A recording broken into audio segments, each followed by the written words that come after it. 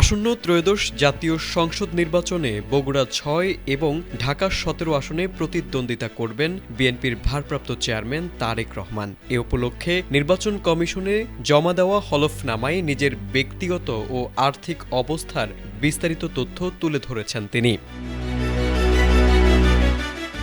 হলফনামা অনুযায়ী তারেক রহমান দ্বৈত নাগরিক নন। তার বর্তমান ঠিকানা ঢাকা উত্তর সিটি কর্পোরেশনের গুলশান এভিনিউয়ের NED 3/B নম্বর বাসা। তার শিক্ষাগত যোগ্যতা উচ্চ মাধ্যমিক এবং বয়স ৫৭ বছরের বেশি। পেশা হিসেবে রাজনীতির কথা উল্লেখ করেছেন তিনি। তার স্ত্রী জোবাইদা রহমান একজন চিকিৎসক এবং কন্যা জাইমা জার্নাস রহমান একজন ছাত্রী।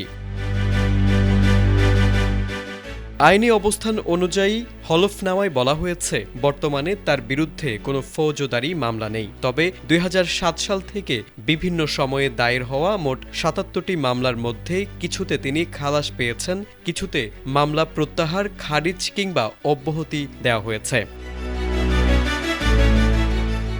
সম্পদের বিবরণে দেখা গেছে, তারেক রহমানের নামে কোনো বাড়ি, অ্যাপার্টমেন্ট বা বাণিজ্যিক স্থাপনা নেই। তার ব্যাংক আমানত, নগদ অর্থ, শেয়ার ও বিভিন্ন বিনিয়োগ মিলিয়ে উল্লেখযোগ্য পরিমাণ সম্পদের হিসাব দেওয়া হয়েছে। তার নিজের নামে ব্যাংকে FDR এবং অন্যান্য আমানত রয়েছে। পাশাপাশি তার স্ত্রীর নামেও ব্যাংক আমানত ও FDR এর তথ্য উল্লেখ করা হয়েছে।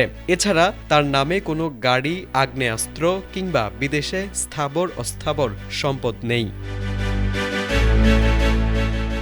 আয়কর রিটার্ন অনুযায়ী তারেক রহমানের মোট সম্পদের পরিমাণ প্রায় ১,৯৬,০০,০০০ টাকা এবং তার বার্ষিক আয় ৬,৭৬,০০০ টাকা। অন্যদিকে তার স্ত্রীর সম্পদের পরিমাণ ১,৫,০০,০০০ টাকার বেশি এবং বার্ষিক আয় ৩৫ লাখ টাকা। নির্বাচন কমিশনের ঘোষিত তফসিল অনুযায়ী আগামী ১২ ফেব্রুয়ারি ভোট গ্রহণ অনুষ্ঠিত হবে এবং এর আগে বিভিন্ন ধাপে মনোনয়ন যাচাই, আপিল, প্রার্থী তালিকা প্রকাশ ও নির্বাচন প্রচারণা সম্পন্ন করা হবে। তারেক আজিজ, ATN বাংলা।